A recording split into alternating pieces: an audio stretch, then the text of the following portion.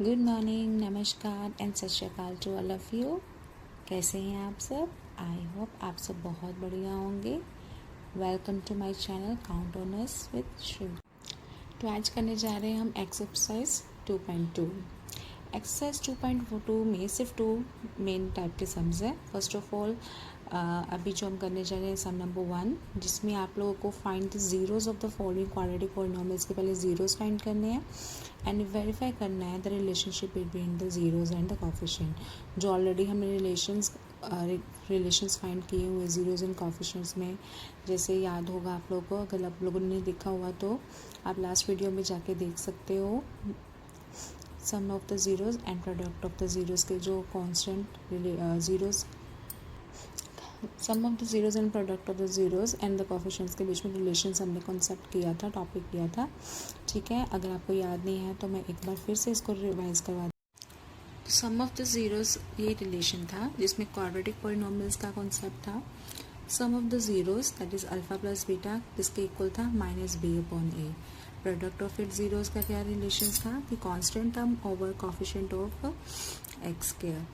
सम के केस में यहाँ पे ये minus of coefficient of x upon coefficient of x square है, एंड द प्रोडक्ट के केस में constant term over coefficient of x square है, मतलब सी अपॉन ए। तो ये चीज़ आपको याद रखनी है, बहुत इंपॉर्टेंट है, पेपर्स में आएगी। और ये कॉन्सेप्ट 1 मार्क्स में कैसे भी घुमा फिरा के आपको कुछ ना कुछ तरीके से पूछ सकते हैं। ठीक है, जैसे आपको जीरोज गिवन है और आपको 1/अल्फा एंड 1/बी प्लस 1/बीटा की वैल्यू फाइंड करने को बोल सकते, तो उसके लिए आपको alpha plus beta and alpha into beta के रिलेशंस पता होने चाहिए। ठीक है, करें स्टार्ट। तो एक्सरसाइज का पहले फाइंड करना है, क्या फाइंड करना है? जीरोज फाइंड करना है, मतलब एक्स की वैल्यूज फाइंड करनी है। ठीक है, तो इसमें आप लोग को ये याद होगा, हमने जब इंट्रोडक्शन की थी, इंट्रोडक्शन के टाइम पे मैंने एक एग्जाम सॉल्व करते हुए दिखाया था, जिसमें जब आप कंपेयर करते हो यहाँ पे, ठीक है, तो यहाँ पे जब आप standard form A x square plus B x plus C, A x square plus B x plus C के साथ जब आप कंपेयर करते हो, ठीक है, कंपेयरिंग करने पे आपके पास ए की वैल्यू क्या आ जाती है? कंपेयर करो, ठीक है, ऑन कंपेयरिंग ए की वैल्यू क्या आ गई? 1, बी की वैल्यू क्या आ गई? दैट इज इक्वल्स टू, यहाँ पे प्लस बी है तो कंपेयर करोगे तो यहाँ पे -2 है, तो यहाँ पे क्या आ जाएगा? -2। एंड सी की वैल्यू क्या आ गई? -8। ठीक है, तो ये ए बी सी की वैल्यू आ गई है। जब आपने सम सॉल्व करना है तो यहाँ पे आपने फैक्टराइजेशन मेथड यूज़ करना है, और फैक्टराइजेशन के लिए आप क्या कर रहे हो? Middle term splitting method. ठीक है, तो आप क्या कर रहे हो? यहाँ पे ए एंड सी को मल्टीप्लाई कर रहे हो। यहाँ पे ए की वैल्यू 1 है और सी की वैल्यू क्या है? -8। ठीक है, तो यहाँ पे 1 × 8 जब आप सिंपली सॉल्व करते हो तो क्या आ गया? 8। आपने नंबर्स ले लिए। तो 8 के फैक्टर्स क्या होते हैं? एक 8 1 ज़ा 8, एक आ गया 2 4 ज़ा 8। इन दोनों में से कौन सा नंबर सेलेक्ट करेंगे? ये फैक्टर्स यूज़ करेंगे, ये फैक्टर चूज़ करेंगे। मिडिल टर्म आपकी क्या है? 2, तो आपकी 2 आनी चाहिए। 8 में +-1 करेंगे तो आपके पास 2 नहीं आ रहा, बट अगर 4 में आप 2 माइनस करते हैं then you get the answer 2। अब यहाँ पे -2 है और ये चीज़ आपको कंफ्यूज करती है, ये चीज़ ध्यान से देखना। ठीक है, अभी मैं जिस वे से करवाऊँगी वो तरीके में आपको ज़्यादा सोचने की ज़रूरत नहीं है। ठीक है, बच्चे सोचते हैं कि अगर ए की वैल्यू 1 है एंड सी की वैल्यू -8 है, ठीक है, तो यहाँ पे -8 आ गया। अब 2 के साथ डालें या 4 के साथ माइनस डालें, ठीक है, तो ये बड़ी गड़बड़ होती है। तो आपको एक ईजी वे बताती हूँ। इसमें आपने क्या करना है कि एक्स स्क्वायर है, आपने मिडिल टर्म स्प्लिट करना ना, जहाँ पर ये 2 है आपने क्या कर देना, वहाँ पे ये जो आपने स्प्लिट किया है, जैसे 4 - 2 किया है, तो क्या आ जाएगा? 4 - 2 ब्रैकेट के बाहर x -8। उसके लिए आपको मैटर नहीं करता कि यहाँ पे प्लस माइनस है या क्या है, आपने बस मिडिल टर्म को स्प्लिट कर दिया। तो 4 - 2 आंसर इज़ 2। अब जो ब्रैकेट के बाहर x है उसको आप क्या कर रहे हो? मल्टीप्लाई कर रहे हो। 4x माइनस बाहर ब्रैकेट के बाहर माइनस का साइन होता है तो अंदर सारे साइन क्या हो जाते हैं? चेंज। तो माइनस क्या हो गया? +2x। तो यहाँ पे क्या आ गया? -8। तो अब आपके पास यहाँ पे जो 3 टर्म्स थी अब कितने टर्म्स में कन्वर्ट हो गई है? 4 टर्म्स में। तो अब ये आपके पास फर्स्ट 2 टर्म्स है, ये नेक्स्ट 2 टर्म्स। फर्स्ट 2 टर्म में से x की वैल्यू कॉमन आ रही है, कॉमन निकाल देते हैं, और कुछ कॉमन आ रहा है नहीं, तो क्या आ गया अंदर ब्रैकेट के x-4, और यहाँ पे साइन क्या है प्लस, और 2x एंड -8 में कॉमन क्या आ रहा है 2, कॉमन निकालने पे क्या आ गया x-4, x-4 आपके पास कॉमन आ गया इस ब्रैकेट में से, और ये दोनों ब्रैकेट में जो वैल्यूज़ है वो बिल्कुल सेम होनी चाहिए, ठीक है। एंड नेक्स्ट है x+2, तो अब आपके पास 2 फैक्टर्स बन गए हैं, 2 वैल्यूज़ बन गई हुई है, 2 एक्सप्रेशंस आ गए इससे, जिससे हम अपने ईजिली x के वैल्यूज़ फाइंड कर सकते हैं। नेक्स्ट स्टेप में करेंगे कि x-4 = 0, क्योंकि वैल्यूज़ फाइंड करने के लिए हमें ये चीज़ करनी पड़ेगी, ठीक है। तो x = 4 एंड x = क्या आ गया -2, so therefore you get the two values, 2 zeros, right? So your values are, right, क्या है -2 and 4 are the zeros of the polynomial, are the zeros of the polynomial, right? अब ये आपके पास आ गए zeros of the polynomial, मतलब half part आपका done हो चुका हुआ है। अब नेक्स्ट में आपने क्या फाइंड करना है, वेरिफिकेशन करना है रिलेशनशिप के साथ, जो जीरोज एंड कोफिशिएंट के बीच में रिलेशनशिप है उसका वेरिफिकेशन करना है। तो हम यहाँ पे हेडिंग डाल देते हैं कि हम क्या करने जा रहे हैं, वेरिफिकेशन करने जा रहे हैं, क्या करने जा रहे हैं, यस दैट इज वेरिफिकेशन, ठीक है। तो वेरिफिकेशन के लिए फर्स्ट ऑफ ऑल हम यहाँ पे फाइंड कर लेते हैं सम ऑफ द जीरोज को, किसको फाइंड करते हैं, सम ऑफ द, तो सम ऑफ द जीरोज क्या है, sum of the zeros, sum of the zeros का फॉर्मूला क्या था, minus the coefficient of x over coefficient of x square, right. Sum of the zeros मतलब जो आपके जीरोज आए हैं उनका सम, तो कर देते हैं हम सम, क्या आएगा -2 + 4, क्या आंसर आया, दैट इज इक्वल्स टू, पहले यहाँ पे लिख लेते हैं, माइनस कोफिशिएंट ऑफ एक्स क्या है, that is equals to already -2 over X की वैल्यू क्या है 1, ठीक है। इसको हम क्या लिख देते हैं, साथ में क्या लिख देते हैं, -b/a, ठीक है। तो b की वैल्यू यहाँ पे क्या है -2, तो हमने वो -2 फिल कर दी और a की वैल्यू 1 फिल कर दी है, राइट।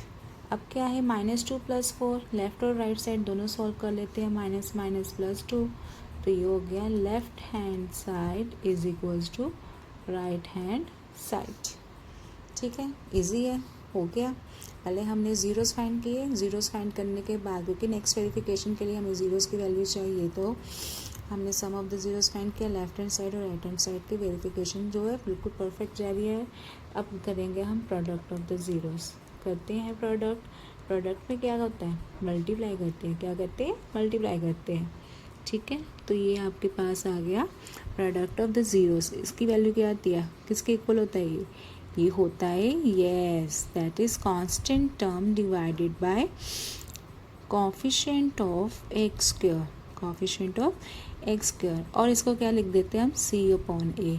अगर आप लोगों ने यहाँ पे a b c की वैल्यू नहीं भी फिल की है, अगर सीधा यहाँ पे मतलब नहीं लिखा हुआ, तो अगर यहाँ पे सीधा लिखोगे तो हमें पता ही है कांस्टेंट टर्म क्या है -8, और कोफिशिएंट ऑफ एक्स स्क्वायर क्या है यहाँ पे 1, तो यहाँ पे लिख देते हैं -8/1, एंड यहाँ पे प्रोडक्ट क्या बनेगा, क्या है यहाँ पे, एक तो -2 है 0 और दूसरा 4, 2 4s are 8 with the negative sign, right. तो again left hand side is equals to right hand side, ये बड़े आराम से आपके सम हो गया। अगर आपने समझे, आपने कॉन्सेप्ट पूरे किए हुए ना, तो मुझे नहीं लगता आपको डिफ़िकल्टी आएगी। तो ये आ गया हैंस वेरीफाइड, क्लियर है, आई होप आपको समझ आ गया। और अगर आपको ये अगर आपके कॉन्सेप्ट्स क्लियर हैं तो टाइप क्वेश्चंस कैसे भी आ जाए बस कर लेना है। अब स्टेप्स आपको ये लर्न करने के, हमने स्टेप्स किस तरह से करने हैं। पहले तो आपको ये चेक करना पड़ेगा कि जो आपकी पॉलिनोमियल है वो स्टैंडर्ड फॉर्म में है या नहीं है, ठीक है, स्टैंडर्ड फॉर्म में है या नहीं है। अब ये देख लो, मैंने ये यहाँ पे थर्ड पार्ट लिया है, सेकंड पार्ट भी सेम इसी वे से करना है। थर्ड पार्ट में क्या है, 6x² -3 -7x, एक्स स्क्वायर के बाद x नहीं है, कॉन्स्टेंट टर्म है, तो पहले हम इसको लिखेंगे स्टैंडर्ड फॉर्म में, ठीक है। तो कर लेते हैं स्टैंडर्ड फॉर्म में। तो यहाँ पे आ गया 6x² -7x -3, साइन नहीं चेंज करना है, ध्यान देना, 7 के साथ माइनस है और 3 के साथ भी माइनस है, ठीक है। बच्चे गड़बड़ कर देते इसी चीज़ पे। अब नेक्स्ट है कंपेयर कर देते हैं। तो यहाँ पे ए की वैल्यू 6 है, बी की वैल्यू यहाँ पे क्या है -7 एंड सी की वैल्यू यहाँ पे क्या है -3 on comparing with the standard form of the quadratic polynomial. अब नेक्स्ट करते हैं, हमें पहले क्या करना है, फाइंड करना है, ज़ीरोस फाइंड करनी है, मतलब मिडिल टर्म स्प्लिट करना है। तो उसके लिए हमें पहले कोएफिशिएंट ऑफ एक्स स्क्वायर है उसका और दूसरे का नंबर ले लिए, क्या आया 6 3 18। 18 के फैक्टर्स इस तरह से बनाने हैं कि आपके पास क्या आ जाए -7, मतलब 7 आ जाए, माइनस को छोड़ो भी, क्या देखना है हमने 7 आ जाए। तो 6 में से प्लस करते हैं 3 को या माइनस करते हैं तो 7 तो आता नहीं है। अब 18 के फैक्टर्स और क्या बनते हैं, 18 1 18, नहीं वो भी नहीं होगा, ठीक है, क्योंकि 18 में +1 -1 करके नहीं आएगा। आगे क्या आता है 9 2 18, यस यहाँ से आ जाएगा, ठीक है। तो 9 में से अगर 2 माइनस करते हैं तो आपके पास 7 आता है, या 9 में से 2 प्लस करते हैं तो आपके पास क्या आता है 11, तो -2 सेलेक्ट होगा, ठीक है। तो ये हो गया हमारा सेलेक्ट मिडल टर्म के लिए फैक्टर्स। तो हम स्टार्ट कर देते हैं, 6x² माइनस का साइन है तो ये एज इट इज़ रहेगा, सिर्फ हमने 7 किस प्लेस पे क्या लिखना है 9 - 2x - 3, ठीक है। अब हम क्या कर देते हैं, ब्रैकेट को क्या कर देते हैं ओपन कर देते हैं, यहाँ पे आ गया 9x minus minus minus minus क्या आता है +2 इंटू एक्स, बाहर माइनस का साइन हो तो अंदर साइन क्या हो जाता है चेंज हो जाता है, ठीक है। अब यहाँ पे फर्स्ट 2 में से क्या कॉमन आ रहा है, इनको अलग ब्रैकेट में कर देते हैं, इनको अलग कर देते हैं, ठीक है। तो इन दोनों में से 6 और 9 के किस टेबल में आते हैं 3 के टेबल में आते हैं और साथ में x, ठीक है। तो क्या आ गया HCF, कैसे कह सकते हो कि ये कॉमन क्या आ रहा है, HCF निकाल लो सीधा, ये भी कर सकते हो आप। तो यहाँ पे आ गया 2x और ब्रैकेट में आ गया x, बाहर आ गया तो अंदर रह गया 3 + 1। तो यहाँ पे भी अगर कुछ कॉमन नहीं है, मतलब यहाँ पे 2x है और यहाँ पे 3 है, कुछ कॉमन नहीं है, तो क्या कॉमन होगा 1, राइट। अब 10th क्लास के स्टूडेंट इतना तो पता होगा सभी को, राइट। 2x - 3, तो ये हो गया 2x - 3 एक ब्रैकेट में एंड 3x + 1, 3x + 1। तो अब नेक्स्ट है, अब आपके पास क्या फाइंड करना है, सभी को याद होगा, यस क्या फाइंड करना हमने x की वैल्यूज़ फाइंड करनी है, और वो वैल्यूज़ कैसे फाइंड करेंगे इक्वल टू 0 करके। तो यहाँ से -3 को जब उधर लेके जाएंगे क्या आ गया 3, और x की वैल्यू क्या आ गई 3/2। सिमिलरली 3x = क्या आ गया -1, और x की वैल्यू क्या आ गई -1/3। Now you are getting two values, x = 3/2 and x = -1/3, right? So therefore 3/2 and -1/3 are the zeros of the polynomial.